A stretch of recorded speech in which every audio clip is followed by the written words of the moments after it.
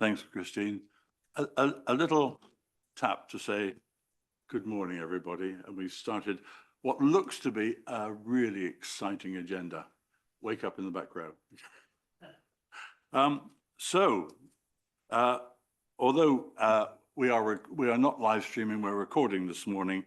I welcome you to this meeting of the Landlord Services Advisory Board, which is an executive working group.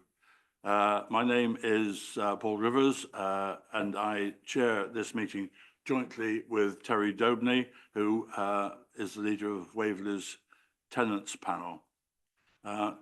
Janet is the co-portfolio holder for housing, and this is a nice warm position to be. There's no drafts coming from either direction.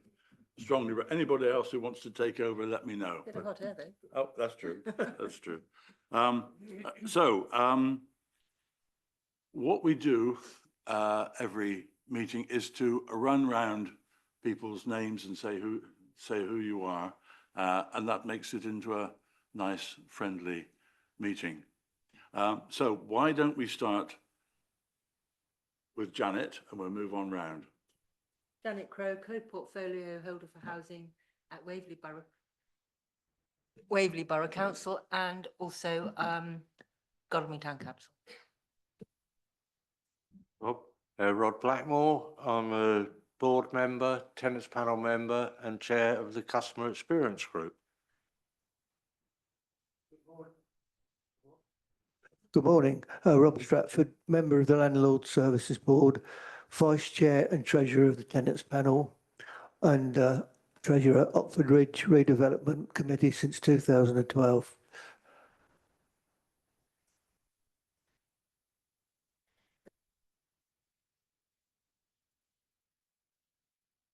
Oh, there we go. Good morning. My name is Sally Purcell, and I am member of the Landlord Services Advisory Board, obviously, and the Shepherd's Court Tenants Panel. Thank you.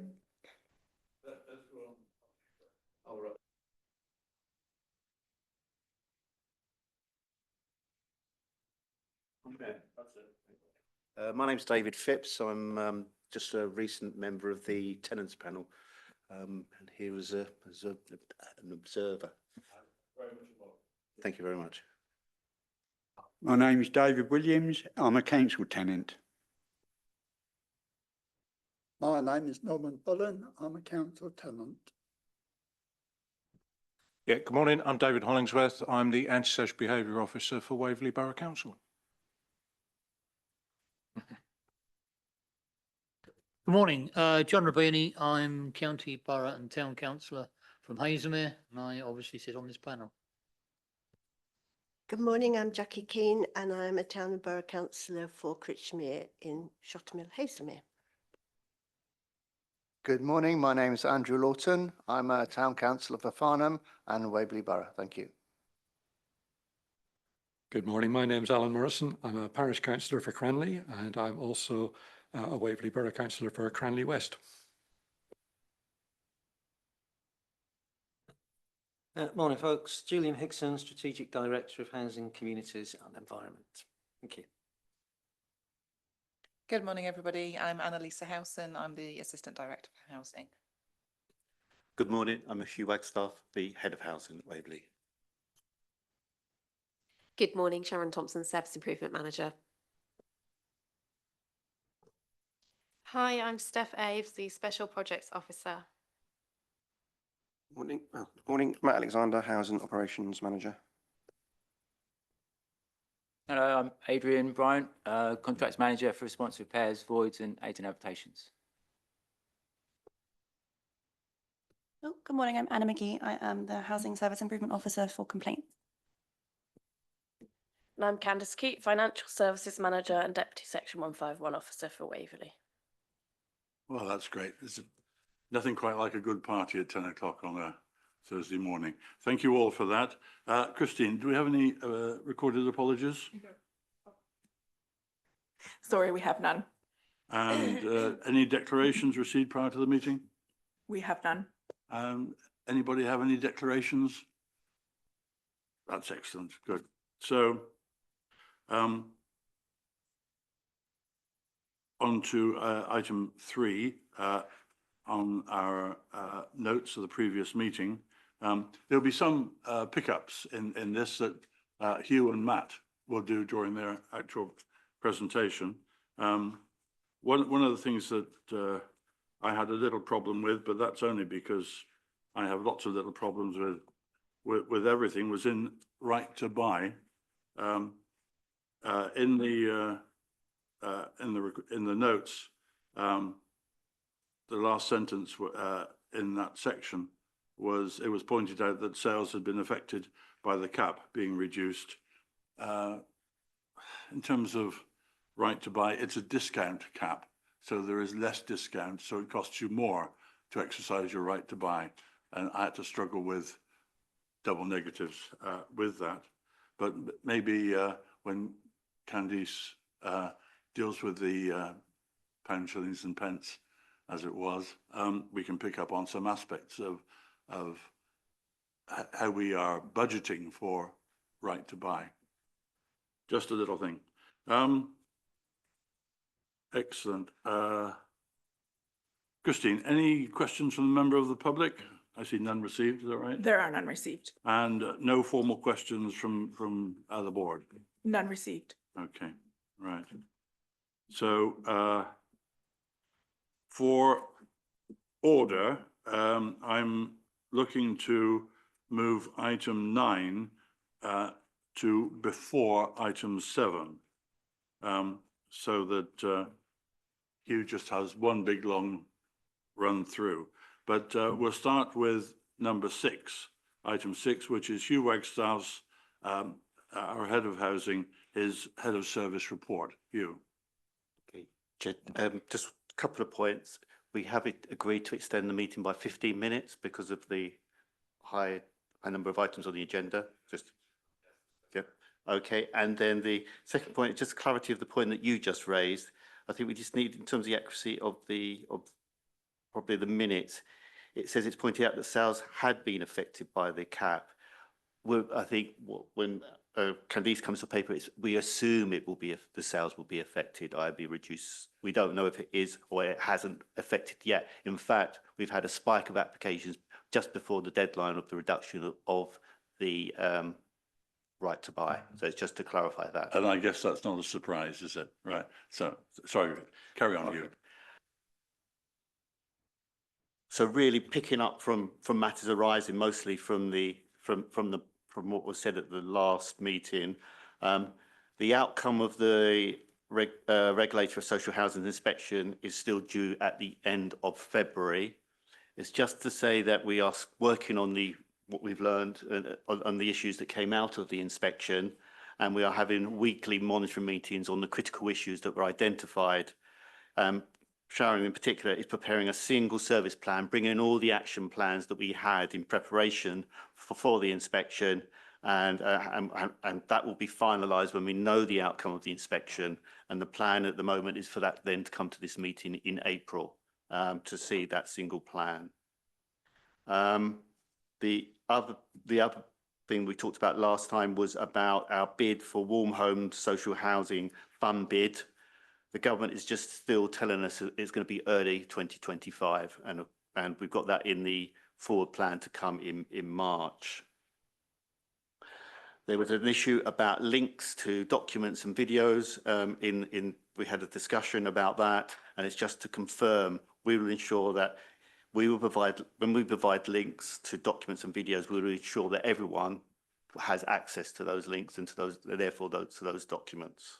So we apologise for the people couldn't get to the document in the last documents. Since the last meeting, we had a workshop on the HRA, the Housing Revenue Account business plan, and the plans for improving the energy efficiency performance of our homes. So thank you for Candice and Katie for running those sessions. I found it very informative, and we had quite a long discussion on the challenges to be overcome to ensure the business plan is viable in the medium term in relation to the investment that's required to bring our homes up to energy efficiency performance. And I think this is an ongoing discussion that we will need to have in the coming years in terms of making the business plan work in relation to that investment required. Then I met with the portfolio holders on the point that Councillor Lawton raised about setting a deadline for considering terminating the repairs contract with Ian Williams. In previous meetings, we've sort of classed that as the nuclear option. The portfolio holders, myself, considered the current performance, the contractor's improvement plan, and the risk of termination, and concluded that this is not the time to actually consider terminating the contract, is to focus on actually delivering performance. But also what we identified is we need to actually start thinking about when this contract actually comes to an end in April 27. The process is nearly a 2-year process if a new contract is going to be in place in April 27. But the time we do the consultation, the procurement, the governance, internal governance, etc., and the leading period for the contract. So we agreed that we should engage a consultant to help us carry out an options appraisal, which will involve tenants and this panel. And Matt will talk more about that in his paper. But basically, if we start now and if the Williams performance is not satisfactory, we may be able to bring that forward in terms of a new contractor. But by working now for April 27, that allows us some time to really think about what are the options for this type of, how are we going to deliver this service going forward from April 27. And I think this will involve everyone within this room. The other thing we mentioned at the last meeting was recruitment to what we called a change manager role. The need for a new IT system, and we did say we were going to recruit that by the end of January.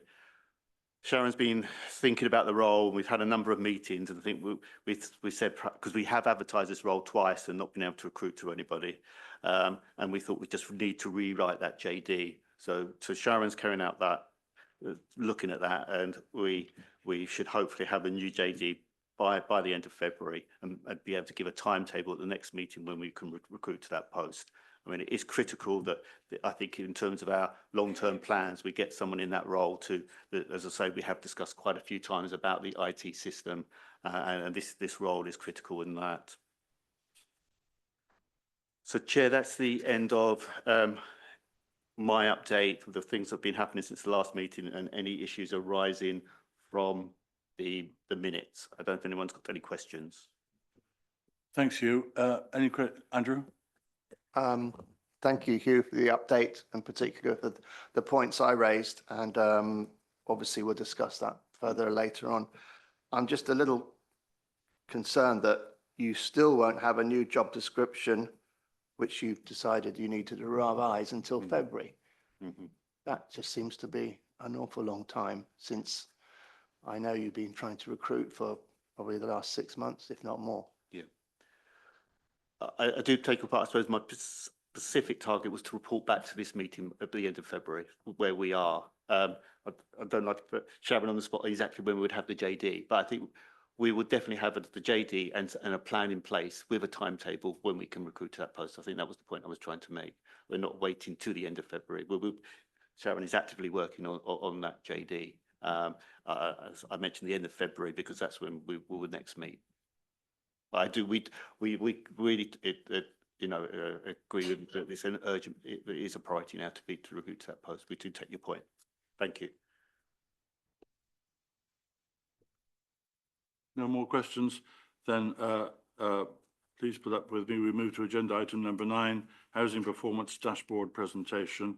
That starts on page 21 of your agenda papers. Hugh, over to you.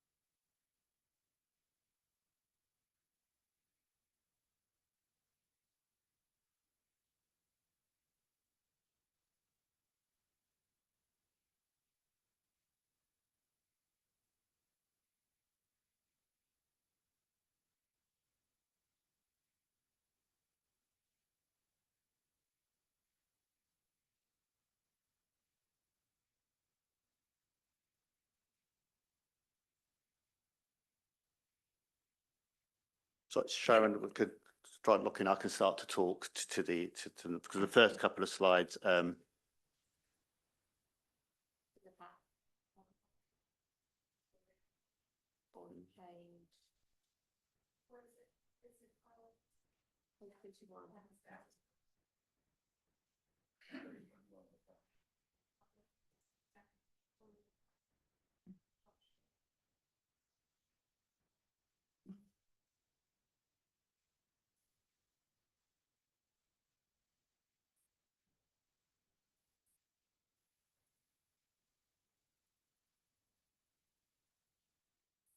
Next slide, yeah, that'd be great. And then slide 3, go to slide 3. So voids, the void performance continues to be a grave concern, but we have an agenda item on voids, and Steph will be presenting how we're looking to improve the performance in that area. So unless there's any questions, or particularly on voids, and there will be a chance later on to discuss voids, I'll move on to the next slide. Again, we've got an agenda item on complaints. I think the thing I'd like to highlight, our performance in the terms of the turnaround time, we are still meeting the turnaround time. And that's really great with Anna leading on this, and she will explain how she's made this great turnaround in performance. One of the things is that bottom point that sort of gives me concern. Is this, out of 19 complaints, 17 we felt upheld. So there's a lot of learning there and improvement still within the service. But I think if anyone's got any comments on that, we could be discussing complaints later on. Okay, if we go to the next slide. So these are the number of level 2 complaints we had in December. And again, we met the turnaround times, and 4 were upheld. So again, sort of some concern there. But we can talk more about that in a later agenda item. Next. We've got 3 in the Ombudsman. I think the idea is Sharon will review those, and we will come back to, in terms of the learning, whether they be individual reports or we do a summary of those findings from the Ombudsman, but we will be coming back to the board with the learnings and the actions we needed to take that the Ombudsman has instructed us to do. Okay, next slide. So again, we've got an agenda item on repairs. As you can see, and Matt will go into this in more detail, but the number of overdues in those, just the general, the straightforward responsive repairs is coming down to 18% of the jobs, which is a progress, and we'll see that in the next slide, the progress. The real challenge within, sorry, just quickly go back. The real challenge is the minor works. This is where it's more complex, where they need 2 or 3 or 4 trades, and that coordination of all of that. That's where now Matt and Adrian are focusing Ian Williams on to get that figure down. This is where they seem to have their challenges. Councillor. Yes, thank you. Obviously, when I looked through this was the figure that jumped out at me, these minor works. Either we're not coping with it correctly or we've got the actual target wrong. I mean, is the target correct? Have you got the right number of days or whatever it is to repair on it? Is that part of the problem, or is it really genuinely that they just don't get done? So, yes, and Matt will talk more about this. I mean, that's maybe one of the issues is around whether some of these works need more than 28 days. Like with Terry, the chair of the panel, was sort of really concerned about just changing targets just because they're not being reached. So I think the contractor and Adrian and Matt would need to come up justify if they wanted to change those targets. But that is one of the issues. Should they have longer than 28 days? And that's something funny enough, this week we started to discuss with Ian Williams. But I think we just don't want to change the target to make us look good. But I think it's a fair point you're making. Yeah, I accept what you're saying. What I think I'm aiming at is we don't seem to get supplies nowadays, do we? That gets held up outside of Williams' control. And as long as they bring that forward, otherwise, I agree we shouldn't be changing it. So as I say, later on, Matt will pick that point up later on. But I think it's a fair point. Andrew? Thank you. When we looked at this last time, I thought we'd agreed we're going to do a rolling figure. So for example, sorry, just so I'm finished. So when you looked at when we looked at the same information as of October, it was actually 585 repairs or responsive repairs, which is obviously even worse. But it would be really helpful to see some indication of trend moving forward rather than just an isolated number in all of these. So yeah, that's the next slide. We've got the what jargon is the flight plan. Basically, it's the plan to reduce. So the top line is the number of jobs they're holding, which you can see. The top line is that it's come down drastically. There's been a slight increase in the December. The red line is their target to reduce anything over 28 days. As you can see, the yellow line is the actual number of jobs that they've got over 28 days. It's come down, but it's not in line with target.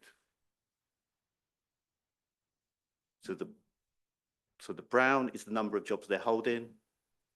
The yellow is is the number of jobs over 28 days, and the red is their target in terms of what we agreed in terms of the action plan.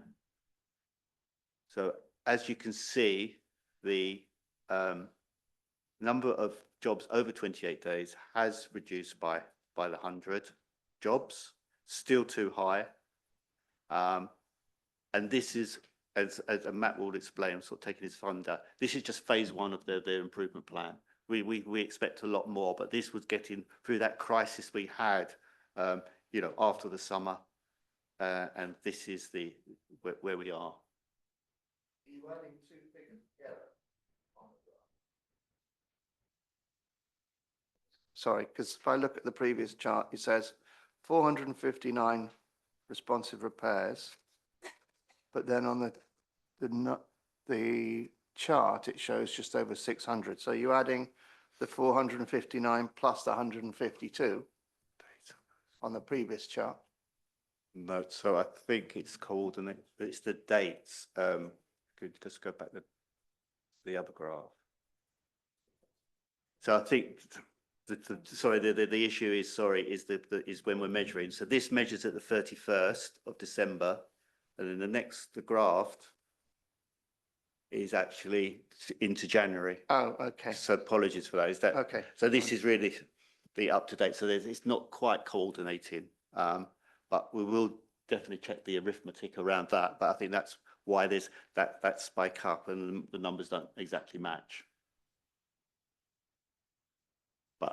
But just to confirm, there is a path of improvement. It's not fast enough, and this is just for the response to repairs, not the minor works.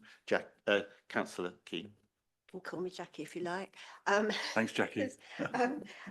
Just going back to minor repairs, that meant to be 28 days, but I'm just wondering. I'm sure Matt will tell us that maybe some of those minor repairs actually will take longer because they end up being more than minor repairs. If you can see what I'm saying, that yeah. But that's just a thought that I had, that probably they run into further repairs. And yeah, thank you. Okay, please use your microphones if you're jumping in. Otherwise, it doesn't appear in the record. You?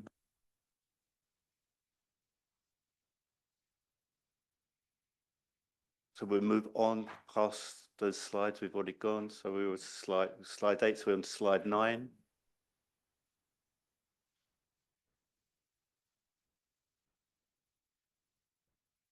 So again, there's a whole lot of data there around the responsive repairs contract. I think a key thing is around clearing the backlog. And the other area we're working with Ian Williams is them carrying out the post inspections, which is the second to bottom row, where they're contractually required to do 10%. Is what we really basically for the last 6 months had arguments, I would say, debates, discussions about what a post-inspection is. I think they've agreed what we want and what the contract says. So when they actually carry out what is in the contract as a post-inspection, they are actually only recording 5%. But again, Adrian and Matt are working on that for them to get to the 10%, and also more importantly, that these post-inspections are worth something, that are actually changing things and improving things. So that, as I say, that's been our focus for the last 6 months, and we seem to have turned very slowly, them understanding what we require, but we've still got some way to go. I think because Matt's going to be talking about repairs, I'm not going to really highlight anything else unless anyone wants a question on this. Yes, MMA, excuse me. We've got target dates, but then we've got the minimum level of accepted performance. So we're setting a target, but we're going to say we're going to accept 80%. You did explain to me the other day why it was, but maybe we could go through that again. So I mean, this is the contract. This is within a contract, and this is maybe one of the things when we review the contract to understand why we have two targets basically. But I think it's more probably contractual, and whether this committee really does. Well, I suppose when you have the minimal level of acceptance of performance, that's when probably we start to actually discuss, is this contract really working? But I think that's something we probably can debate with the consultant. Why do we need two targets? Is it contractual? And is really for you as a board, that doesn't, the minimum level of acceptance performance doesn't really, not your concern. Your real focus is they've got to deliver the target. I think that's something that we can pick up. And as I say, that minimum level of acceptance performance really for me is related to the contract, and not something to concern you as a board. Probably you're just interested. Yeah, they've got to meet that target. But I think it's when they can't reach the minimum level of acceptance performance, we can start to carry out actions within the contract to make them perform better. Yeah, I totally agree, because from my point of view, looking at that, it's two standards, and it goes back to the question I think last month of lowering standards. But thank you. Any more questions? We'll move on to. Beg your problem, Hugh. Sorry. Sorry. Oh, apologies. Legal disrepair. I'm not going to focus on that this month. So just compliance. I think it's in this the real concern for us as management. And probably you as a board is the smoke alarms. There's again the second row at the bottom. We've still got 491 homes without smoke alarms. Yeah, from this is from our records. So again, that's a priority piece of work, given ourselves a target of the 31st of March now to actually get all those homes with smoke alarms. Councillor Keane. That 491, Hugh, is that including people that actually don't make an appointment, or they don't stick to an appointment to have them fitted? Yes, I mean that is no. They're probably is the thing, because in the past we wouldn't have had a process to make sure we gain access. So that is probably one of the key reasons why they haven't got them. We didn't focus on making sure we get the access. Like the gas one, that is the priority. We've got to get access, and we've got to do it. And that's why we always look into that 100%. I think a learning from the inspection is all of these, we've got to have an access process to make sure that we reach the 100% and not have that reason that you're suggesting. We've got to actually eradicate that reason. May I come back on that? I mean, given the seriousness of homes having smoke alarms, do you give them a certain amount of appointment dates and sort of say, well, we expect to be coming in on this particular date? Yes, and that's the process that we're going to be using now. But I think what I suppose we're saying, we got as officers, we've got to be tighter on that process and follow up and look to take the action the kind of legal action in the end that we take with gas certificates. So I think it's that regime we had for gas certificates we've got to reflect through all of those compliance areas, basically, and that's what we're moving to. I just noticed that you had 491 homes with no smoke alarms as of October. So absolutely nothing's changed since October. Is that just coincidence? It's the same number, or? Yes, Councillor Lawton, yeah, you're correct. The figure hasn't moved between October and December. It has now moved. The data we got this week from that there has been a movement. So we acknowledge there hasn't been any movement on that. Terry has a comment. Yes, from personal experience, my recollection is that smoke alarms and carbon monoxide detectors are fitted at the time of heating services. That's what's happened for us. So I can't believe that happens just for one. So maybe it's the records that are not right, that the engineer, that when he goes and services, they always check them. So it is a combination of things, as what Councillor Keane is saying and what you're saying. A backup is that the gas contractors, and it's good to hear that they are, is that the gas contractors do fit them if they're not there, and so should the electric contractor as well.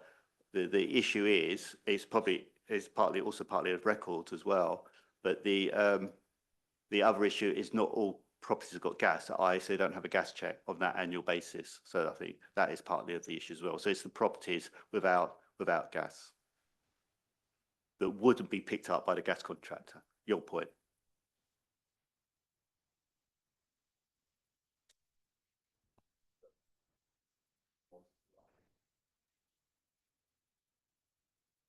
This is the fire safety work. Just to say that we've engaged someone to really help us with fire safety work, to get all the fire risk assessments up to date. And I think going back to Councillor Lawton's remark that we probably need to show how the trends are in these areas. So we'll be reviewing this and to give the board a picture of the performance over a period of time.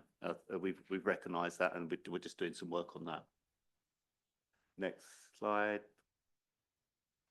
Damp and mould, not really that concerned at the moment with these figures. We would expect them to go up in winter. Matt's sort of confirming with dealing with all those properties in line with our policy, and I don't think we've got anything to report to the board of any concern at the moment. Next slide. Stock condition, and there's been no movement in this area since the last report. But next slide. Next slide, yeah.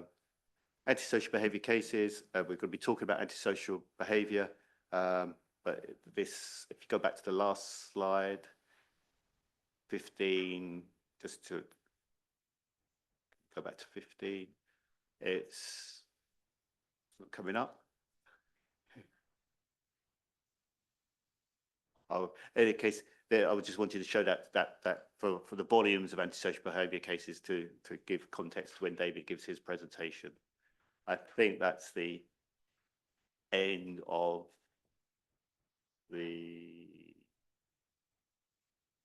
just some information about housing management, which I don't think we need to highlight today. And there's stuff about tenant engagement, but I think because of time, unless anyone's got any questions on those items, we won't focus too much on those. Well, thanks, Hugh. Let me just launch into one.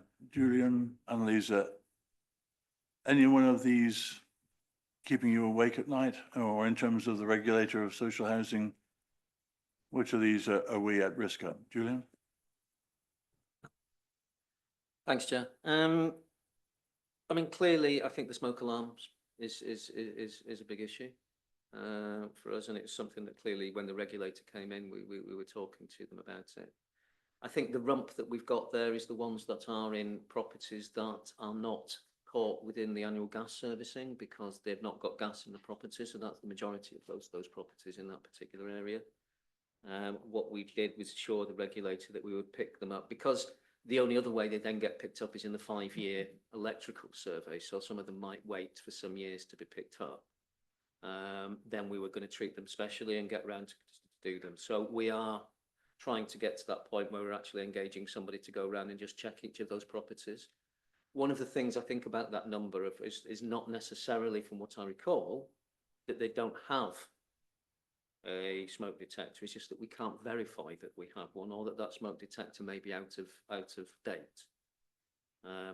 But that's not good enough.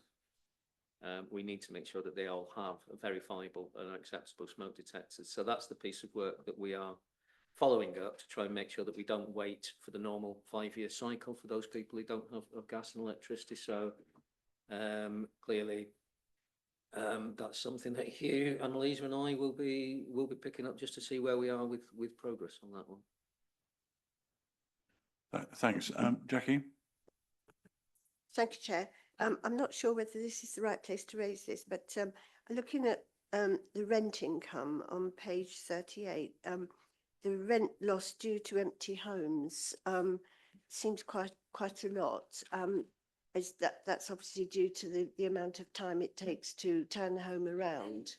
Yes, that's the issue. It's just not empty homes; it's lost money as well. And I think this is why that is important. The board to see is that it's the amount of money lost, and Candice will pick this up. She's had to adjust the business plan because of that rent loss. But I mean, looking at the time it's taken now to turn homes around, it's at 53 days, I think, which and we're hoping to get them done in something like 25 days, which it seems appalling, really, that it's not happening. I can appreciate that some homes need a lot more work. I've seen for myself that some homes are left in a shocking condition by tenants, but it seems to me that 53 days is a long time.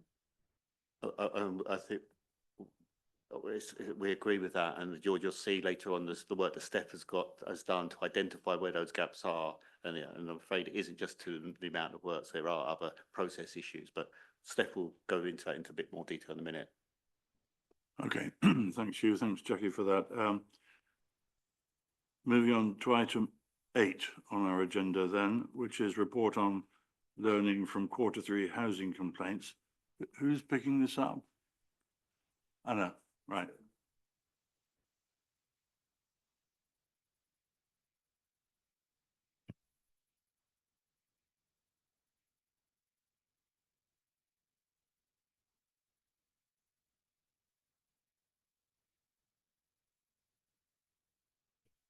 Yeah, I believe it's 7 next. Sorry, what did you say? Sorry, I think it's item 7 first. Is the client report from? It's not item 7, is it? Yes. On the original agenda, it's item 7, the responsive repairs contract client action report. Okay. Yep. All right. Sorry. Beg your pardon.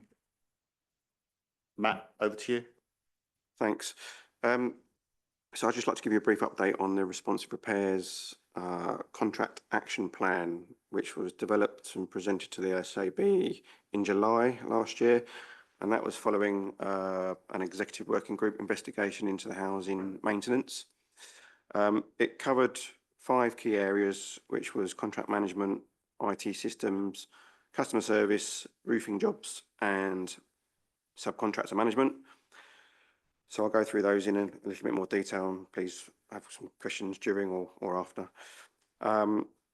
With regards to contract management, some key achievements that we have a housing support officer in place to assist with the meeting minutes and all the contract review meeting minutes, which is a great help. We completed a joint workshop with Ian Williams October, and resulting from that, the contractor gave us a service improvement plan, which we've been working through, and I'll touch on later. We agreed a plan to reduce the number of jobs that were over 28 days, which Hugh touched on earlier. We called that the flight plan. We have monthly operational meetings and quarterly strategic meetings, and they're ongoing and have been for the last year or so. Performance data monitoring systems are now in place, and we're being more prevalent with the KPIs and the dashboard information.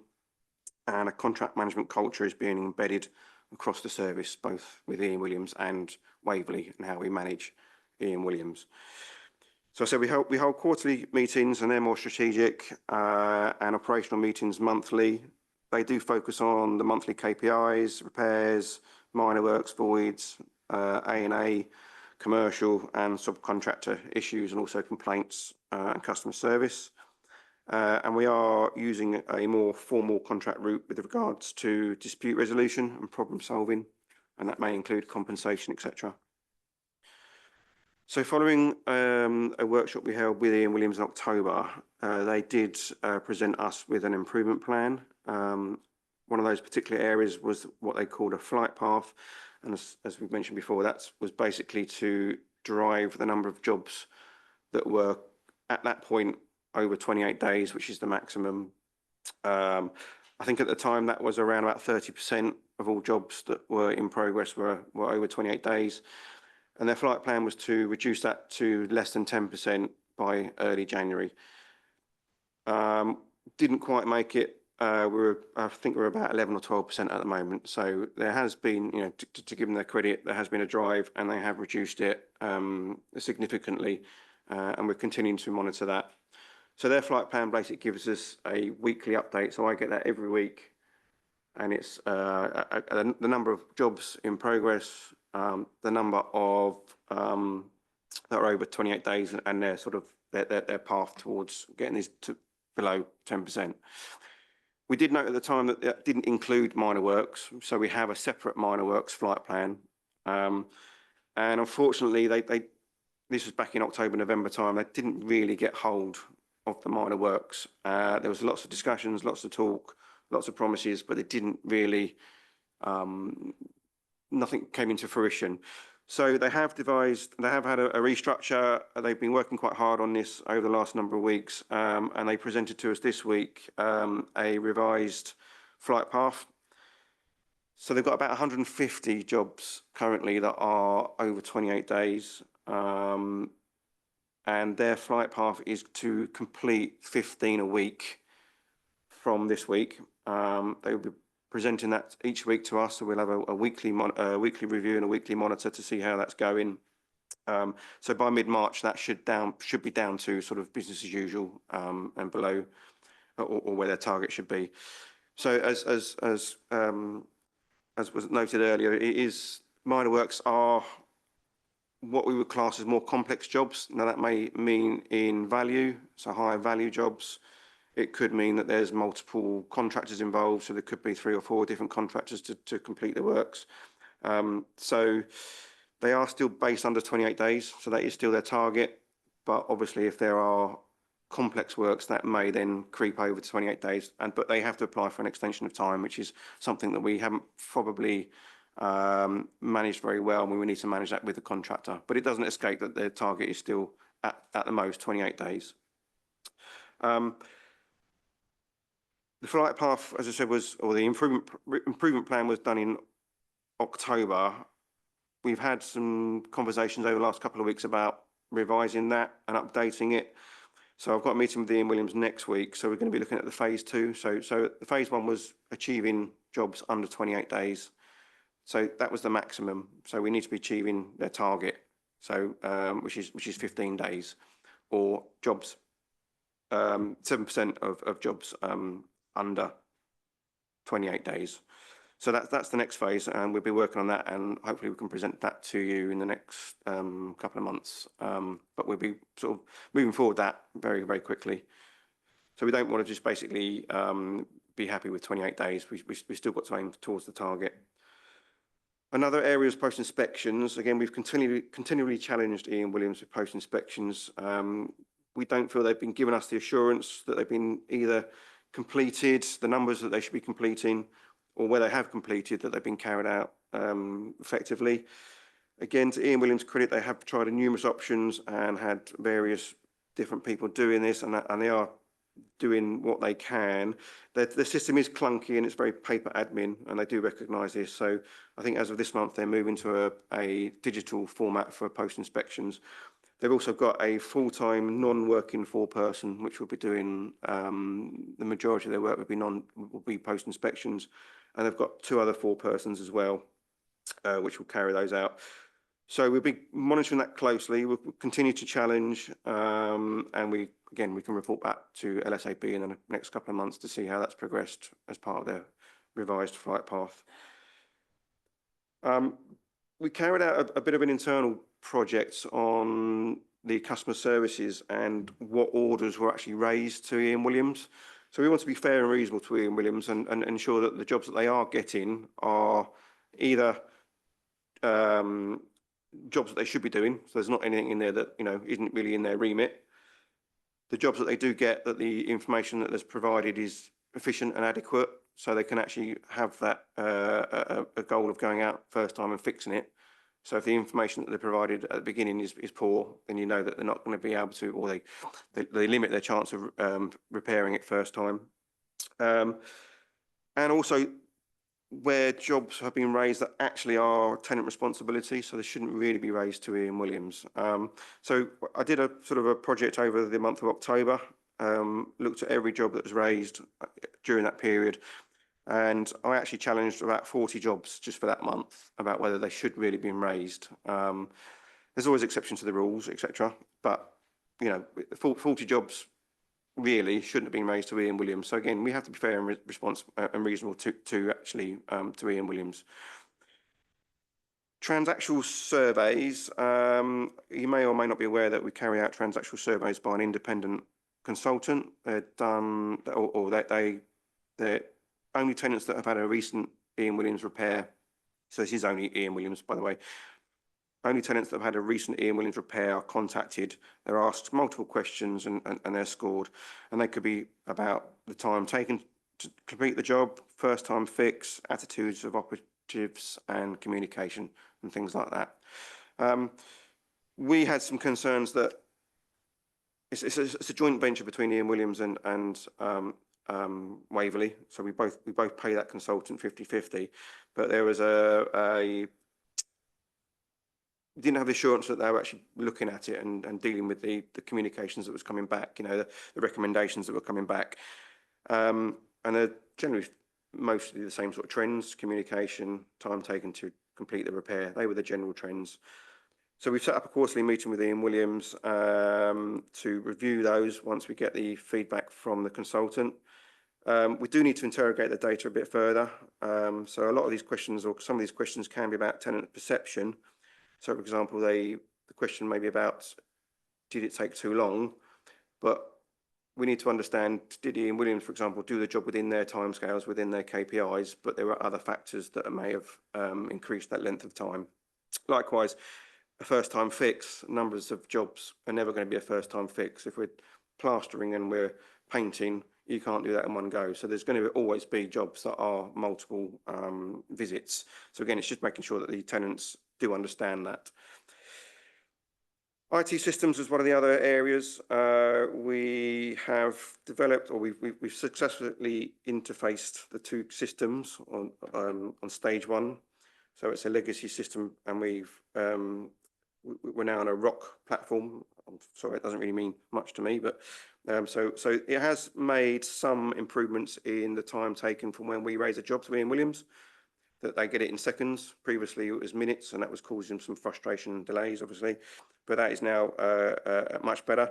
We've still got some challenges, so there's still limitations with our Orchard system, and Ian Williams are working hard on that to ensure that the final elements are raised or completed by March this year. Customer service improvements. We have implemented a new service improvements officer, which Anna will talk later. So that's a great help, and that was in September 2024. Ian Williams have launched a customer experience team. So it's new for Ian Williams. It's not just for Waverley, but it's new for Ian Williams. That launched in December 2024. It's early days. but Anna is working hard with the customer experience team, and their idea is that any complaints that come through, level 1 complaints that come through, they will investigate it, they will run with it and manage it to completion. So I say it is early days. There's some good points being raised. There's some still work in progress needed, but it's a positive step. So, we have to look on the positive on that. The texting system that's been mentioned a number of times. So there is a texting system. So they do text on the day that the appointment is booked, and I believe the day before, and possibly on the morning of the visit. But they are aware that we have been talking about what they call a final mile tracking service. It's a bit like the Uber service that you can look on your phone and see where they are. So you have a map, and it will show you where they are, and it'll give you the operative details, etc. So it is in progress. They have advised, Ian Williams have advised that they're on target to achieve that by the middle of this year. So again, we will give you any progress on that. I'm sure there'll be a bit of trial and a bit of error, but we'll see how that goes from the middle of this year. Roofing jobs was obviously a clear area of concern at the time. They have had 2 new roofing subcontractors now, so that has made a good improvement from our side. I think we see the difference. I don't have the number of overdue roofing jobs at the time, but as of this week, they had 84 live jobs for roofing, and 13 of those were overdue. So I know that's a big improvement from where it was, but obviously there's still much to do, and we are monitoring that weekly. And then finally, subcontractor management. So weekly meetings are held between Waverley and Ian Williams. Ian Williams are holding more formal subcontract meetings with their subcontractors. We have been, or we will be invited, our officers will be invited to some of those meetings with the subcontractors. So we do get a first-hand discussion with their subcontractors if we wish, and we will take that offer up. And I believe that Ian Williams are upgrading their systems to improve contractor management. It is sometimes a bit of a balance. So they have a portal where they expect some of their subcontractors to link into and update so that it's a live system. But it is a bit of a balance because they are trying to use smaller local contractors that do actually give us a very good service. But obviously then they are sometimes not quite so IT savvy or have those facilities. So in conclusion, while significant progress has been made across all 5 areas, we continue to monitor and improve our processes. The focus remains on completing the IT systems integration by March, enhancing customer communication and using the TLF data, driving to reduce the job backlogs on the overdue works, focus on post-inspections, the quality of works and their commitment, and strengthening the improved contract management on both sides. Thanks, Matt. Thank you. I've got 2 questions, Andrew and Jackie. Andrew? Thank you very much for very comprehensive, lots of information there. I'm trying to find, I can see one graph, which is on page 8, which is the responsive repairs overdues against the flight path, which you're saying you've used this word flight path as a way of recording actual against target for Ian Williams in particular, I think, if I understand that right. But this is about number of jobs. I think if I look at the left-hand graph, it's 0 to 800, as opposed to you were talking about number of days completing a job. Is there any information which we can see now, apart from this flight band graph, which shows how he's actually performing against the targets you've now set? Or is that something you're going to be able to provide in the next review meeting? Because you talked about a lot of stuff, and you just summarized, I think, 8 points as you wrapped up. How are we going to see achievement against target so we can see it chronologically? So there's a KPI table, and I think that was on Hugh's presentation. It's a standard sort of KPI table with numerous facts on it and figures. I'm not sure if we can bring that. Yes, so on Chair, okay to talk. So on the responsive pairs contract KPIs, I'm not sure what page it is, but but there's a KPI, average number of days to complete a job. And the target is 15 days. And in December, of the jobs that were closed, the average was 17 days. So I think what we're seeing underneath there is jobs being completed probably in reasonable time, but then the hard to do jobs being left in the pile. And it's about, this is for the importance of Adrian and Matt, prompting them to get those jobs done as well. So there is a flow of jobs being completed. So the average is not good enough, and it's clearly not in line with target. But the jobs are completed average somewhere around that 15 days, i.e. in December 17 days. And again, that's another target that another KPI that the team monitor quite closely. But I suppose the first thing we need to prioritise is just clear that backlog of jobs. Yeah. What page was it? It was page. So that's why the phase one was the 28 days, get it to below 28 days, and then we can sort of move to phase two and get it towards the target dates. Jackie? Thank you. Yes, I just wanted to go back to the fact that some tenants are contacting Ian Williams for work to be done that is their responsibility. It's the tenant's responsibility. And I mean, I believe that surely in their contract as a tenant, they are advised what they are responsible for, and should not be contacting Ian Williams. I mean, I think that's made painfully clear to them, isn't it? Yes, it's generally block toilets or block sinks or block bath plug holes. It's those kind of simple things, and I think, in all honesty, we've accepted them, done them over the past number of months or years, and it's just got a bit of a habit. So we're just getting out of that habit of I'm sorry, and I know sometimes there's always exceptions to the rules, but we do have to push that back, because there's many a week that are just simple jobs like that. If I can come back on that, I know that we have a magazine that goes out to tenants. I think that should be made quite clear to them from now on, that anything like that they need to do themselves, because obviously if Ian Williams are going out to it, it's taking them away from a job that they should be doing. Absolutely. And it's also incurring costs. Absolutely. So I think that needs to be made clear to the tenants. So it could be things like blocked toilets, blocked sinks, keys, lost keys, even fencing. And I mean, certain areas of fencing is tenant responsibility. So it's just ensuring that we are being fair to Ian Williams, and we are pushing back and being reasonable. Thanks. Just before you kick in, John, I think we have to speed up a little bit here. Can I just pick up on Jackie's point, Matt? I presume that we have some flexibility around vulnerable tenants. Yeah, the conversations, I think that was partly the reason why it wasn't much of a pushback, but we've had the conversations with customer services. It's got to be in their judgment. There's always going to be exceptions to the rule. We're never going to leave somebody vulnerable, but it's just got to be a conversation. It can't be a carte blanche. But it's a judgment call. So they're aware of that. Thanks, John. Yeah, very quickly. Back up for text.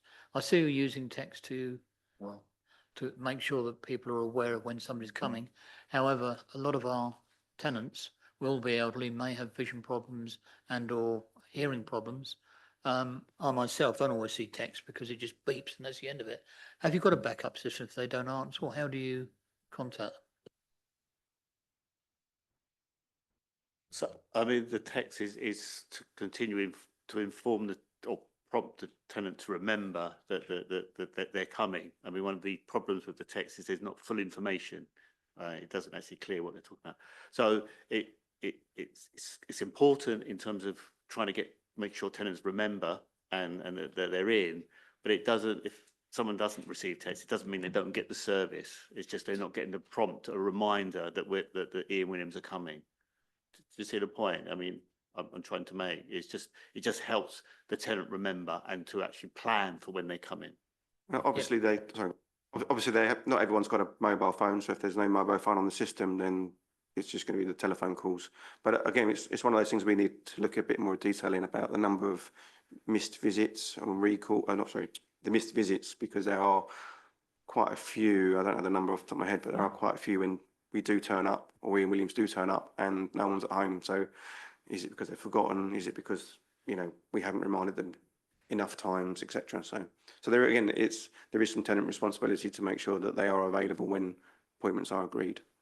But we could take your point away about to look at people that don't have mobile. We know don't have mobile phones. How can we prompt them? And I'm not sure that we do that. So that's something we can we can find out how many tenants don't have mobile phones and what we can do to give them a reminder that a repair's happening. Yeah, I was just thinking of a neighbour, perhaps that was all something, or a good friend. They could give you their details and perhaps contact them. Sally? Thank you.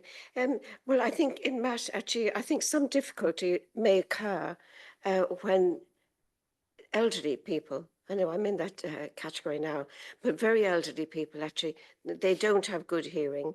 And also their sense of humour totally changes. I heard somebody arriving at somebody's room and I wasn't sure if it was for if it was to do with anything in the building, and said, "Oh, you again?" And I thought, well, you know, the person would be really upset, upset hearing that. I would if somebody said to me. But I just think some of the tenants, they don't have their full cognizance, and that's not being dealt with in any way. I mean, they're getting older and older, but I mean, their mind is also sometimes a little bit.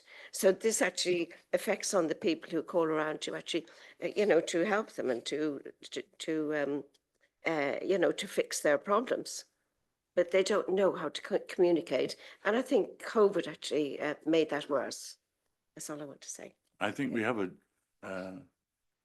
challenge with vulnerability and contacts. Even sharing this information can be a little difficult sometimes.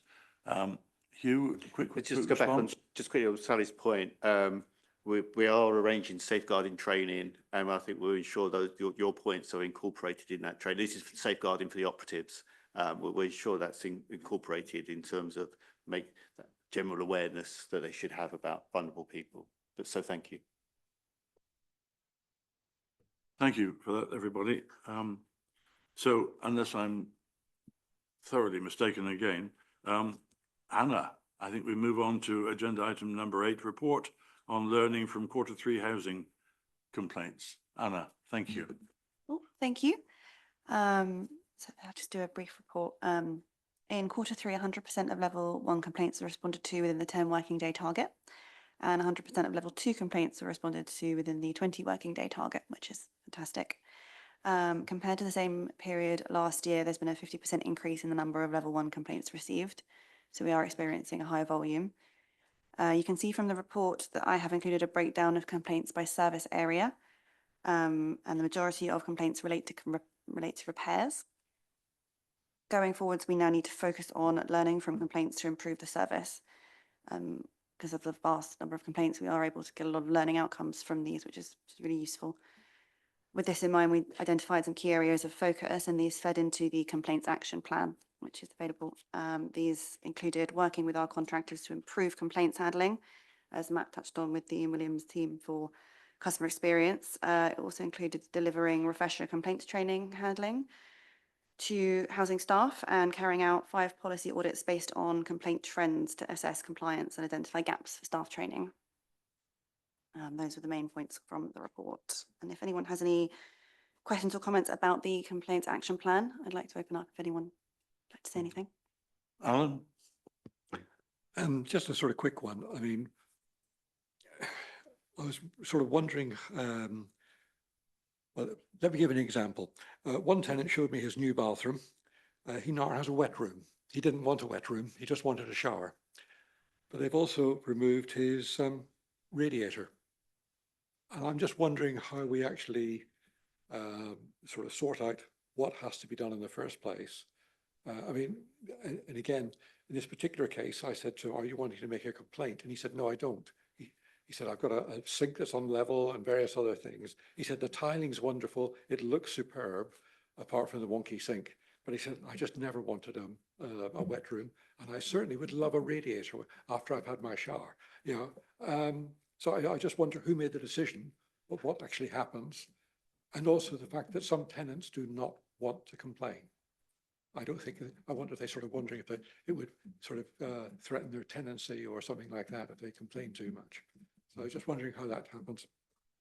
Thanks, Alan. I personally, I often think that a level 1 complaint is more of an issue sometimes, and we come down a little bit too heavily. It's level 2 complaints that worry me, I think. But Hugh, would you like to comment? So I don't know about the case, this particular case about the shower, and it's probably not appropriate to talk about it into detail. But when we fit a shower, we get an OT report. So it's what's the meeting the needs of that tenant through a professional. It may be the way to be communicated to try to explain why they need the walk-in shower rather than a shower, i.e. where they could trip. But I don't know the details of the case. But like I say, when we usually fit walk-in showers, wet rooms, it's because of the OT advice. So it's not, we just said they've got to have it, it's like that. I mean, in terms of complaints and people that wanted to complain, I think that we recognise that. And so there's a housing ombudsman, and we're required to actually make sure that we make it as easy as possible to complain. So, for example, people don't have to put it in writing, and we have to register when officers feel it is a complaint. And Anna's going to be doing some training with officers for them to identify what a complaint is. So we're constantly doing as much as we can to encourage people to complain. When people go, residents go to you as tenant counsellors, and you write into us, we class, and they're complaining about a service breakdown, we class that now as a complaint as well. So I'm sure we can do a lot more in terms of trying to capture complaints and service dissatisfaction, but that is a continue, and that is part of Anna's role, is about encouraging the whole of the service to encourage people to complain and capture those complaints, and then importantly to resolve them as much as possible. Thanks, Hugh. John, again, if you can be a bit swift. Yep. All I wanted to know was, when we laid the contract with Williams, I seem to remember they were saying they worked for other organisations and local authorities, and we did that on the basis of their experience. I do want to do, with these complaints and that, do we go back to some of these other organisations or local authority and find out if they're having the same problem? Can we learn from that? Is there any common experience that perhaps we could use? So in fact, Councillor Lawton actually suggested that. So I have contacted a couple of others. I probably haven't got time this meeting. Perhaps I can feed back at the next meeting the number that responded to me. So I have followed that up, and perhaps Chair, that could be something I can discuss next meeting. That's great. Anna, thank you for that. Steph, unless I'm out of order again, I quite often am. Key voids process review report. Yes, thank you. Thank you. Could I have the slides, please? Thank you.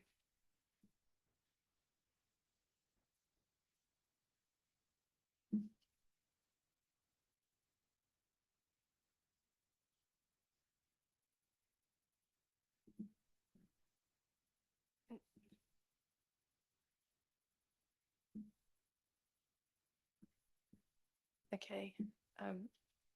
Are you able to make it full screen?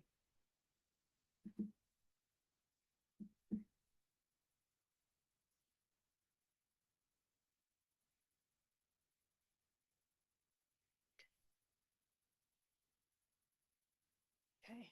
I'll just start. Okay, so the contents page, I'll be talking about the background of why we did this review on the void key to key process, what the aims of the project were. I can't quite see what it says.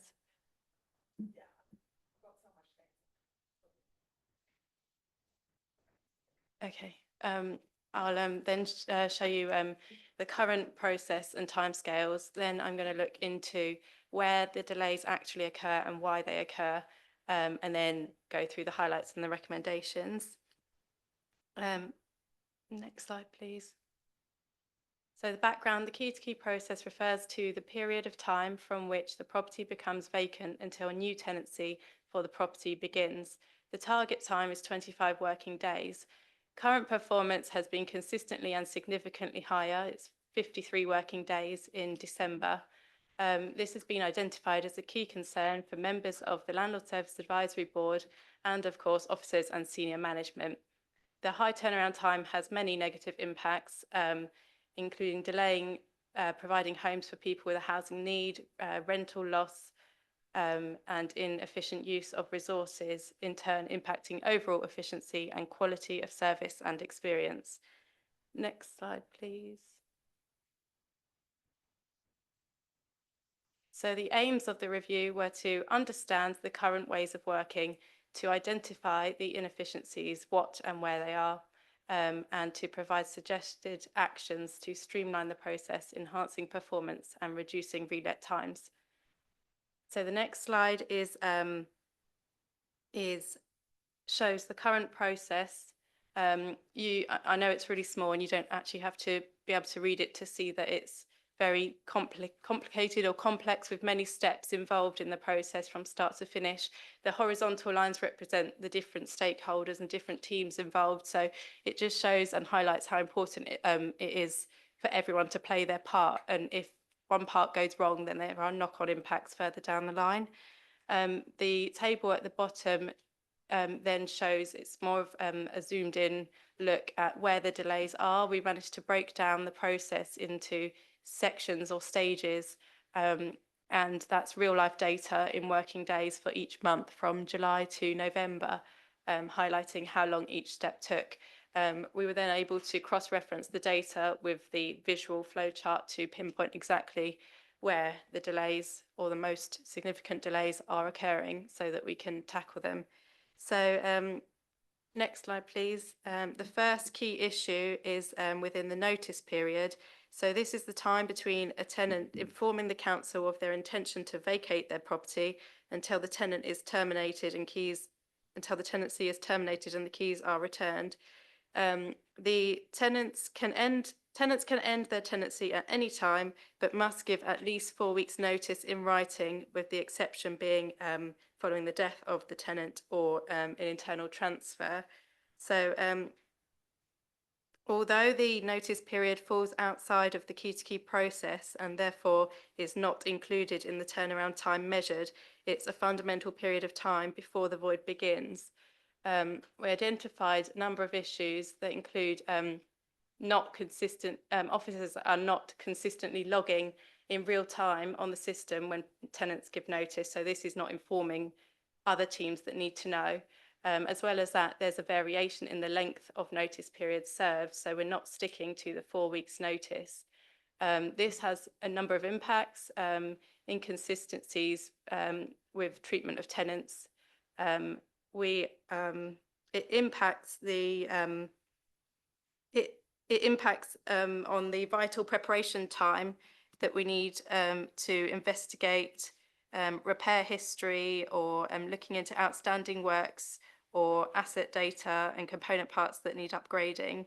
It also impacts the available time for preparing other contractors, such as the asbestos contractor for surveys and removal, as well as gas contractors and other specialists that we might need.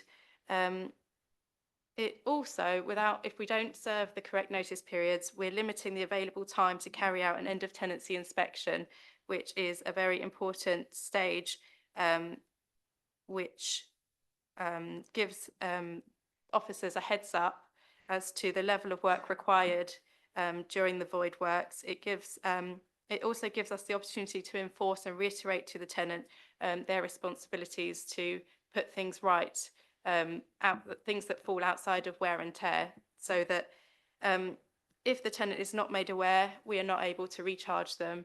And in addition, if they are not made aware of their responsibilities to put things right, this impacts later on the voids team, as they'll have extra works to do, which in turn means extra time taken and extra cost. I will point out that the majority of voids have some level of clearance needed. So if that could be dealt with before it becomes void by the tenant, that would save time. So we need to reinforce the minimum 4 week notice. Obviously, the more we can do before the time starts ticking, the better. So next slide, please. The first key area of the process found to be causing significant delay in the void is the void works period. This is the time taken for the contractors to complete all necessary works. Once the specification of works is agreed, the contractor carries out void works necessary to bring the property back to a releasable condition. During this time, the works of other contractors, such as gas contractor and asbestos surveys and asbestos removals, are raised and coordinated. This step ends with a joint post-inspection where the condition of the property and the works specification is checked against the void standard and either passed or failed. The timeline here shows that the average from between July and November was taken 23 days to get the works complete by the contractors, which obviously is too long, given that the target is 10 working days.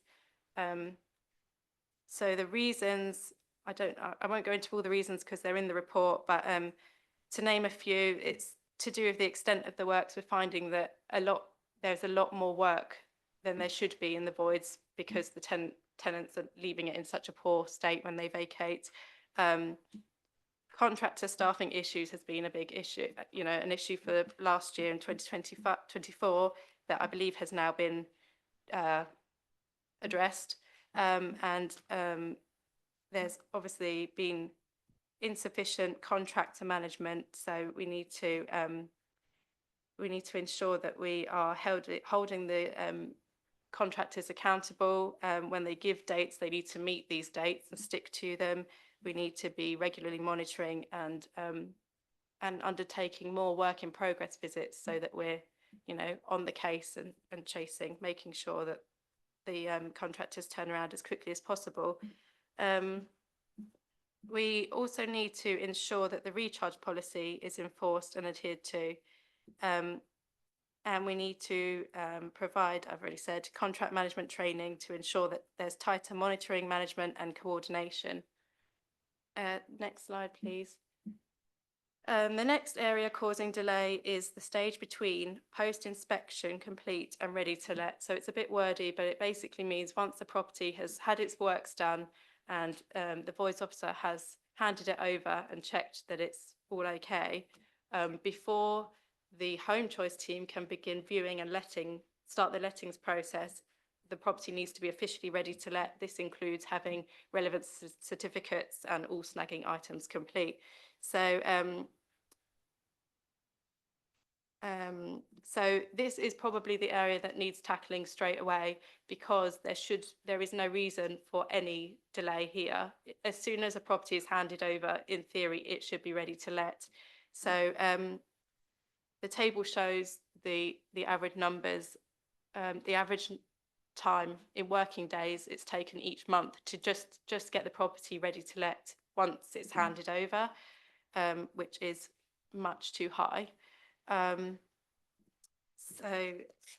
the reasons for the delay, as previously mentioned, are could be waiting for the main contractor to complete snagging items or additional works identified too late on in the process, waiting for necessary certification from the contractors, for example, the EICR electrical certificates or the EPC certificates before a property can legally be re-let, or waiting for other contractors such as the gas contractor to undertake their works or heating upgrades, for example. All of these things should be undertaken earlier on. Okay, next slide, please. The next stage is the lettings period, and the main issues identified here is that historically viewings were carried out during the void works period, but now they are waiting until all works are completed and the property is ready to let before viewings take place. So also, once a property has been accepted, despite the property being ready to let, the new tenancies are not consistently starting on the nearest Monday, so that adds extra days to the turnaround time. And the final point is that we have a general issue of the fact that tenancies only start on Mondays.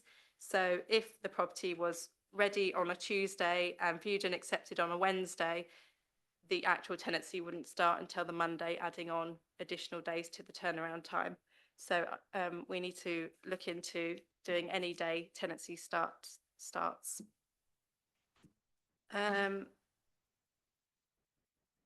Slide 10, please. So the highlights, a number of areas have been identified within the overall process that require improvement. The review has highlighted silo working, and there is no one person or one team that has complete oversight or accountability of the full key-to-key process as a whole. Next slide, please. So the recommendations are for the board to note and comment on the suggested actions within the report, officers to action the quick wins to become business as usual, officers to consider the long-term suggested actions to reduce delays, and officers to review the overall structure, roles, responsibilities within the whole process to ensure efficiency, responsibility and accountability. Thank you. Steph, terrific report. Thank you. It gives us all a chance, hold tight Jackie, a terrific opportunity to do a little bit of note voting here. Now, we are asked as a board to note the report as it arrives here. Before we have an opportunity for questions, may I see a show of hands for all those who note the report with thanks to Steph? Perfect. Well, Thank you. done. Now, if we can try and keep questions and answers down to finish this by 11:30 at the very latest. Terry. Thank you. And from tenants, I thank you for this report, and really I'm quite pleased to note that you've really picked out lots of things that tenants and tenants panel has been raising for some considerable time now. It's really quite worrying, really, when you look at it, particularly on page 50, where and I don't want to break down everything, but where you're saying that 23% were dissatisfied with the condition of their property when it was handed over. 19% felt it didn't meet their expectations. 46% felt that there were a number of issues like cold, the place was cold, damp, plumbing and leaks, cleanliness, smells, and use of appliances, heating systems not working, and it's just quite upsetting really to see all of this. And I do note that on many a times you've mentioned about tenants not doing their part by getting the key back to you on the appropriate day, and fully support that. We should do that, but then that action by officers should be met immediately, and everything done to get that property back on. One of the things that we might have missed is the letting process, whether we should now review that part of the procedure where the tenant is involved. Probably doesn't affect the officers particularly much, but it does affect tenants, and lots of tenants have spoken about the delays and the method that we allocate homes to, and the delays in that system, which are probably a lot to do with the conditions of the property. And we've all noted in the past many examples of where tenants have been inspected to take over property that should never have been signed off. Those houses should meet the Waverley Borough Council void standard. There is a standard that's was printed out on the 23rd of the 7th in 2018, and we are nowhere near in that. It says that the home should be clean and tidy, even the effects that hoovering should be done, and that's not done. Tenants arrive and they've got to sort out their own heating, their energy as well, and actually then pick up bills from energy providers because somebody before them has run up a debt. And one occasion we found that property then becomes blacklisted, and that tenant cannot get any assistance. So it's really keen to see that. The only other thing I just wanted to say, that where you talk about actual tenancy and the actual date that it comes if we only move on a Monday. The problem then, if you say on a Wednesday and they got to move into the Monday, that is not enough time to people to arrange movement. We can't do that. None of us would expect to be able to do that in 5 or 6 days, because you don't know until you get those keys that you've got the house, and that could be, as you say, on a Monday, and you're expected to move out, particularly by Saturday, so you can hand the keys back on Monday. So thank you for the report. And the only other thing I want to say is that they should not be set suggestions.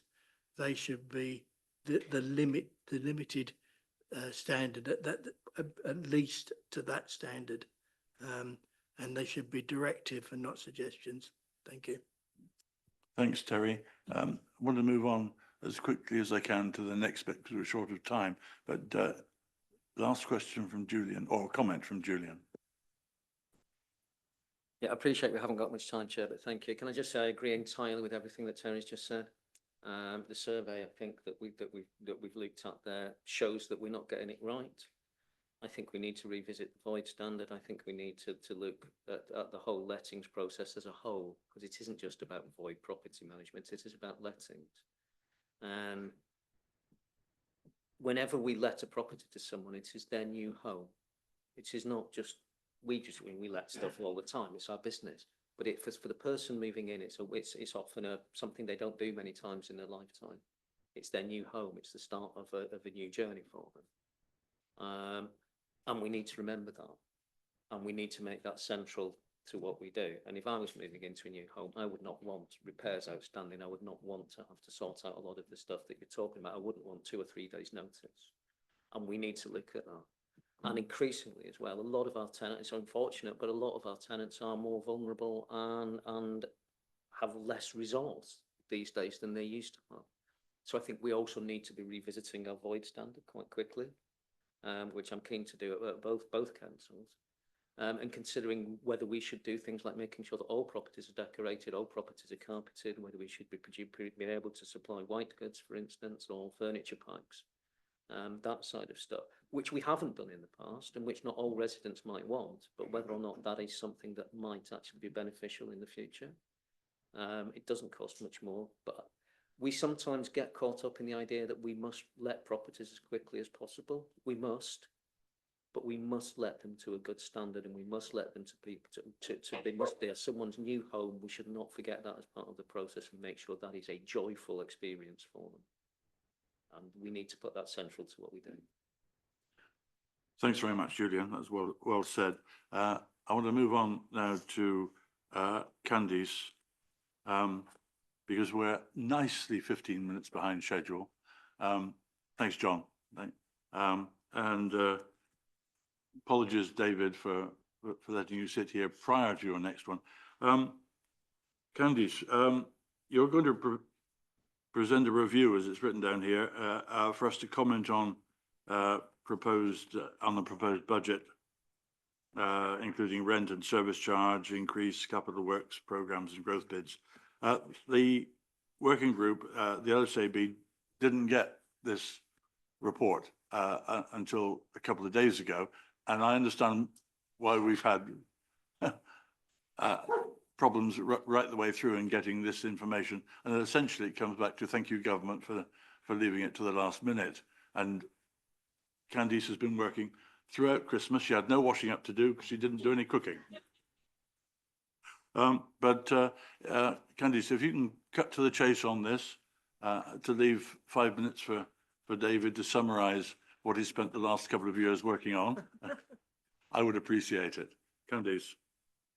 Thank you. I do have a presentation, but I promise I'm going to fly through it as quickly as possible, as long as everyone can understand it. Do stop me to ask questions, because I do tend to speak in finance rather than English sometimes. If you don't understand anything, please let me know. So yeah, apologies that the reports were late. As the chair said, we've had a few difficulties in terms of timelines this year. So as a reminder to everyone, I'm going to be talking about the HRA today. The HRA and the general fund are completely separate they're not separate legal entities, but their funding is completely ring-fenced. Housing revenue account. Right? Housing revenue account, yes.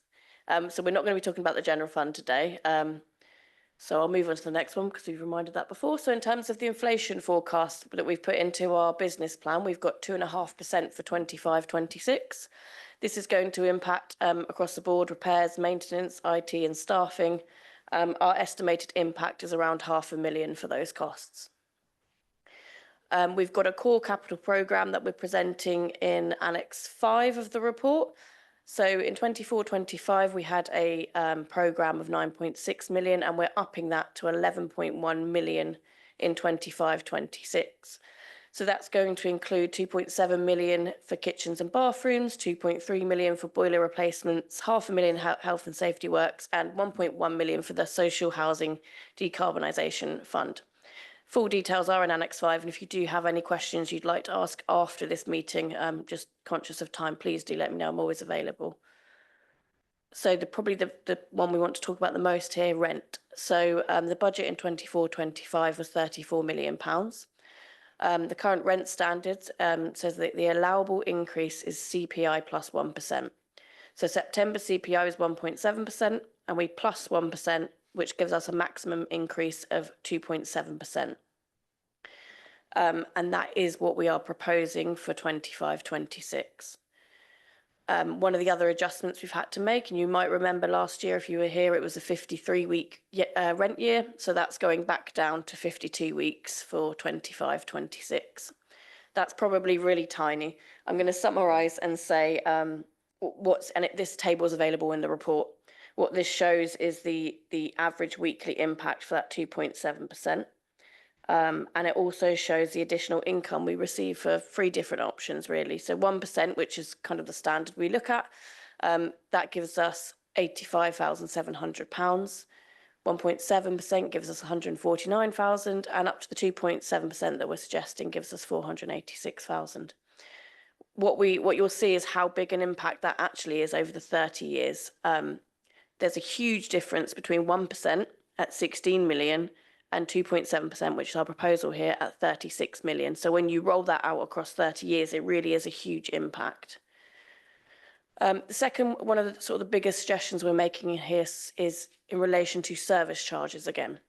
So again, if you were here last year, we spoke about the fact that we are significantly under recovering in senior living service charges and utility charges.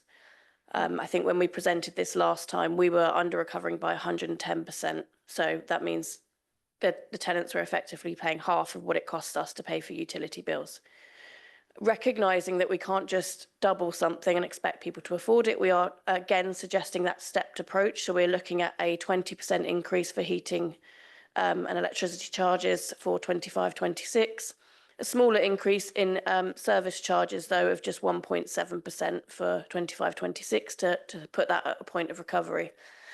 We will continue to review those service charges as we get the fluctuation in utilities and come back every year with an update on that.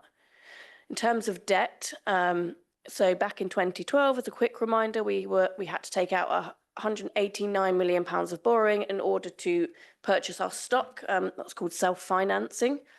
So in the original business plan, we were set to repay that borrowing over 18 years and due to complete in 2040. But a lot has changed since we first set that back in 2012. We have had a COVID, lots of economic shocks, and that's meant things have changed for us. And so that is no longer achievable if we want to keep our homes to a good standard and continue to deliver the capital programme and repairs programme that we spoke about earlier. So what this means is we're going to need additional borrowing over the next 7 years. With the proposal for 2.7%, that is 26 million, and that's an additional 3.4 million in 25-26. If we were to do less of an increase, that is a significant difference in terms of the amount we will have to reborrow. And so that's what we have to keep in mind with this balancing act is, obviously we want to consider the impact that rent increase has, but it's needed not just to pay for repairs and the increased works we want to do in terms of increasing the standard of our homes, but it also ensures that what you're not doing is paying more to service debt in future years. That's what we really want to avoid as well.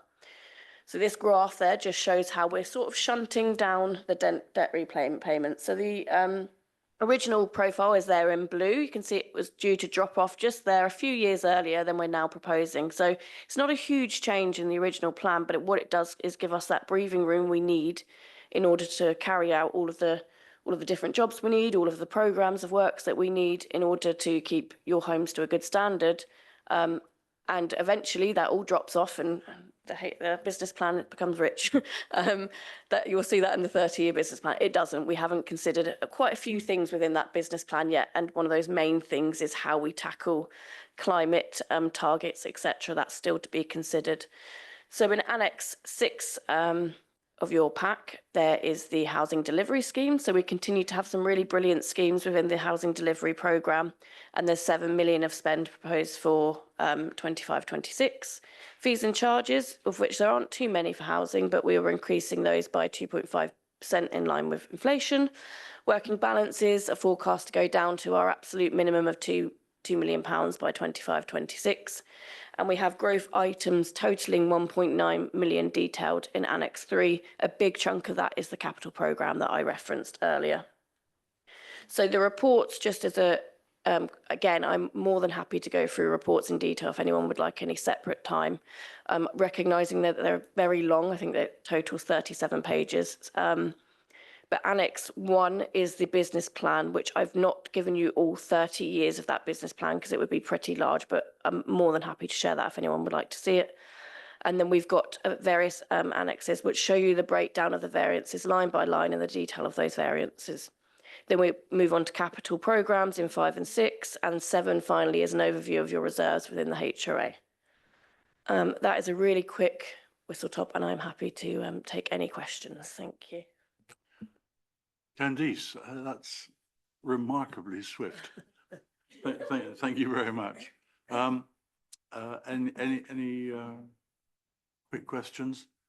One thing, if I may ask Julian to comment on what we're all, or at least some of us, are waiting for over the next day or so, as to whether or not we're moving quickly to 2 years, to a unitary, and what the impact of that, should we be doing so over the next 2 years, have on the HRA.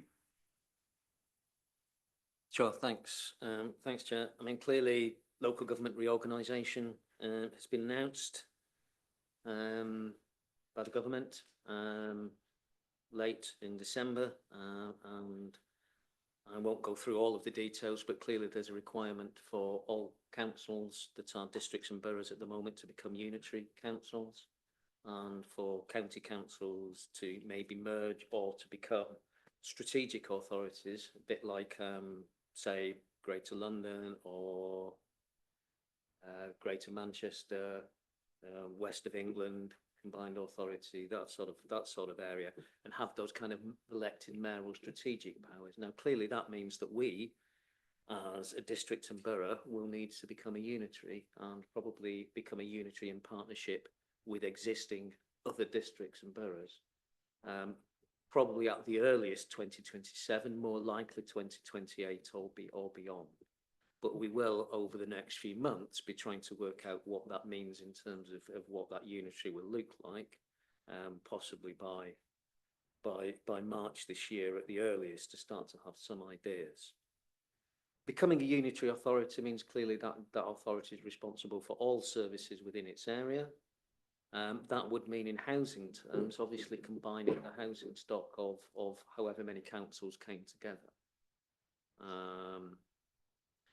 What that doesn't mean, however, is that we would necessarily move away from any idea that of council housing. Council housing is in a strong position in Waverley, it's in a strong position at Guildford in terms of our finances, and much probably in financially at Guildford a stronger position in terms of the amount of reserves that the council has. I don't think there's no need for us. There's going to be no compulsion to externalise any form of housing. There's no need for us to do so. We have the money to develop. Since the self-financing regulations came in and the end of the borrowing cap came in 2019, we're able to use our own assets to borrow against, to manage our own long-term finances and to invest in our, but not just our own stock, but as you can see from Candice's report, to build new council housing, which is what we want to be able to do. So yes, Waverley Council may become a larger council with other councils, and obviously Guildford is one of the prime candidates for that coming together, because we're already together in many ways. But actually, we will have hopefully a stronger financial position as a result. We will also have greater economies of scale in terms of things like procurement. So when we're talking about procuring repairs contracts, procuring capital pieces of work, preparing development programs, looking at the decarbonisation of our stock, we're actually being in a better position in terms of the strength of our procurement ability, the economies of scale that we can get. We will be able to invest in, more of the things that we probably haven't been able to have as smaller local authorities, which is really good contract management, really good procurement, strategic asset management, that side of stuff.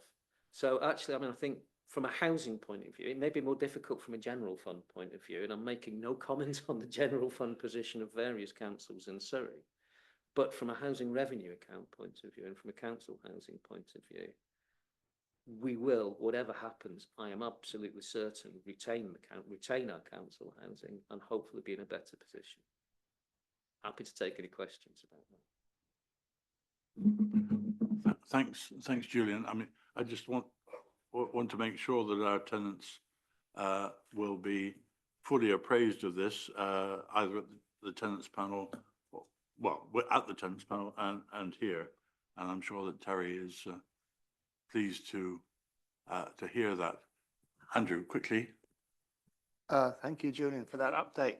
Really interesting. Do you anticipate, I know you don't know, but is it speculated that the number of social housing, number of council houses will actually increase over the next few years, over, say, 10 or 15 years?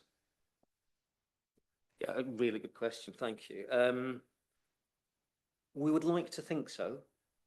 Clearly, there's a balance at the moment. There's a balance between losses through right to buy and what we can continue to develop and build. We would like to be on the right side of that curve, so we would like to be increasing the stock, and I think we're on target to do so. And clearly, if new restrictions are put on right to buy, that makes that easier. We can continue to develop. There's a quid pro quo is we'll get smaller right to buy receipts to invest, so we might have to borrow or look at different ways of funding some of the development.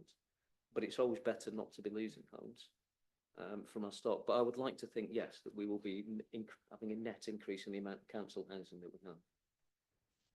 Thanks for that. And a quick 15 seconds from Terry, and then ASBs. You said it would be 30 seconds. Thank you very much. I think the rent increase really, which is the important thing from the tenant point of view initially, is that we knew it would be around that figure. And although none of us want an increase, but I think that it would be an acceptable speed. The only thing that really shocked me was when we looked at senior living centres and a 20% increase on their gas or electric charge looked horrendous, but when you look at the pounds and pennies, it's not particularly high. But thank you. Thanks, Terry. Candice, thank you very much for that. And I'm sure you'll get little bits of extra questions drip through, as always, as you get from councillors as well. So thank you for that. David Hollingsworth, Antisocial Behaviour Officer. That's not that you're the officer who antisocially behaves, but if you can zip us through. In our papers, we have a couple of policies, and it's very important for tenants to contribute on these policies going forward. I know there's lots of words in here, but David, I look to you just to summarise, if you would be so good. Okay, thank you. Thank you. Good morning again. Thank you for inviting me along here today. The report introduces two policies. It's the Community Harm and Antisocial Behaviour Policy and the Good Neighbourhood Management Policy. So they are two policies that work hand in hand together to deal with and tackle antisocial behaviour and neighbour nuisance. The community harm and antisocial behaviour policy is named that way because it shows the difference between dealing with perpetrators and events and actually managing or dealing with harm to communities and individuals. So it actually puts the emphasis on that, harm communities, individuals, rather than perpetrators and events. But the important thing is how we tackle it after that. It's a new policy which for the first time provides a corporate approach to antisocial behaviour that is managed and dealt with by services across the council. Up until now, the ASB policy has been provided for tenants only, and this expands it out and makes sure that the service we provide is for everybody. It's not about tenure, it's not about business or public spaces, it's for everybody. It provides residents and visitors to Waverley a clear understanding of the council's commitment to prevent, tackle antisocial behaviour and how it will be carried out. It also defines antisocial behaviour. When you look at the policy, there's quite a few pages of definition, and that's very deliberate to make sure that people understand it is quite a difficult area to deal with, but we need to make sure that definition covers everything that we can cover. It provides staff and contractors and partners with a clear corporate structure backed with agreed processes, procedures, and common standards and accountability to make sure that we manage and deal with antisocial behaviour regardless of our origin and type. It meets requirements, responsibilities and duties that are laid out in terms of housing as a landlord under the Antisocial Behaviour Act 2003 and as shown as the Regulatory Social Housing Neighbourhood and Community Standard. It is compliant with those things. It fits in with the tenancy agreements as well. So there are additional issues around antisocial behaviour in the tenancy agreements, and it takes account of that and makes sure that we cover all of those issues as well. It also meets the requirements for our responsibilities in how we deal with crime and disorder as a partnership with a Safer Waverley Partnership and in relation to Environmental Protection Act. And those also can impact on housing as well. So it's how we actually pull it all together. As I said, it works hand in hand with the Good Neighbourhood Management Policy, which is a new policy addresses nuisance behaviours that do not amount to antisocial behaviour, but have an impact on individuals and communities. And it provides a commitment to work with those, with our communities, residents, to create those good relationships, to prevent that nuisance behaviour escalating to antisocial behaviour. So it's very much the early part of it to make sure it doesn't get to antisocial behaviour in the first place. This policy is more specifically around how we deal with, how we manage, how we work with tenants, but it can also be used for other tenures as well. But it is very much around the influence we can have on our own neighbourhoods where our tenants are. Both policies are supported with one place to record antisocial behaviour.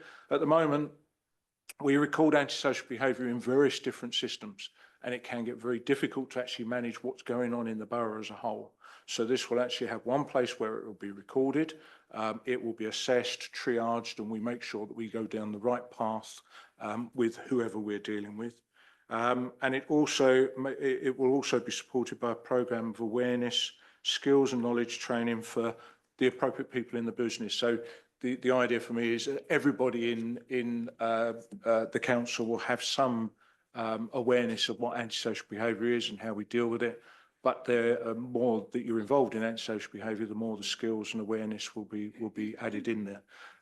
And the following on from that will be a programme of communication engagement with tenants, residents, communities, community groups. So that will then roll out after that. Both policies support the council's strategic aims and objectives to be a more inclusive borough. And very much it's about how we work with people rather than what we do to them. And finally, just so that you're aware, from a governance point of view, the policies are due to go to executive on the 11th of February and full council on the 25th of March. Obviously, I'm asking for you to note the report and make any comments so that I can adjust, amend, add as needed.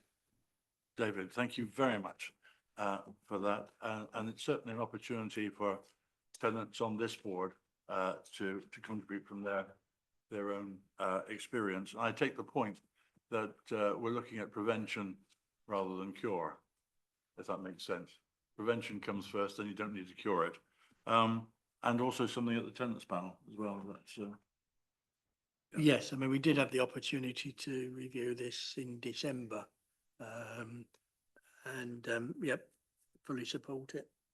And we don't get involved too much in antisocial behaviour. Well, I don't, if I can help it. And it's something that if it happens in our area and we're brought to, we always make sure that's pushed forward, not try and deal with it ourselves. yeah. Thanks, Terry. David, thank you for that. And tenants, thank you for looking through this. Any other good ideas? I'm sure David would be happy to hear through Terry or whatever. Thanks very much. Well, LSAB forward plan presentation. Hugh, You'll be relieved to know it's not a presentation. I 2 think minutes. the current forward plan just takes us up to the end of the financial year, to the end of March. I think does the board have got any particular issues we need to start planning for the next year? The one big, we've picked up a few items today. One of the big items that will be coming in the April meeting is the service improvement plan, which I mentioned right at the beginning, and there'll be actions from that will populate the forward plan going forward. But so as we make the plan for the following year, I mean, is there any particular issues the board at this moment want to put onto the plan? Councillor Crowe. Thank you very much. I just thought that it might be a good idea to add the, well, I presume an action plan emanating from the Voyage report, the excellent Voyage report, onto the forward plan, because it's not there at the moment, but hopefully we can add it. Thank you. And from me, I understand that Katie Riley is working on a bid for the Warm Homes Social Housing Fund. I think it'd be good to hear at some stage, especially if she's successful, how we might use whatever we are successful in bidding for. Yes, so we have got that on the forward plan already in March. Whether we have the outcome of our bid then, I don't know, but we can give you feedback. Also, I want to add to the forward plan, because we were successful in wave 2, and it's for Kate. I've spoke to Katie, it's for her to report back on where we are with stage 2. So we're actually at the moment undertaking works for stage 2, so she could come and give what the lessons learned. Again, there's some different issues, contract management issues as going forward, but the programme is generally going fine, and it's to report back on that. So hopefully we can report back in March on wave 2 and 3. But if we haven't got the outcome, we just focus on 2. Thanks, Hugh. And that's presumably around insulation. Yeah, just insulation, PV panels, and some air source pumps. Right, thank you. Date of our next meeting, 27th of February. Same time, same channel. Thank you very much, everybody. You've been very good. Oh, Sharon, go ahead. I'd just like to remind LSAB members that we do have a meeting on the 11th of February to review the performance dashboard, and all members of LSAB are very welcome. You should have received an invitation. It's 11th of February at 3 p.m. 3 p.m. In the chamber or? It's committee room 2. Right, okay. And it will be on Zoom as well, presumably? No? Can be. It can be, yes. Okay, all right. Thank you, everybody. I do appreciate very much. Safe journey home.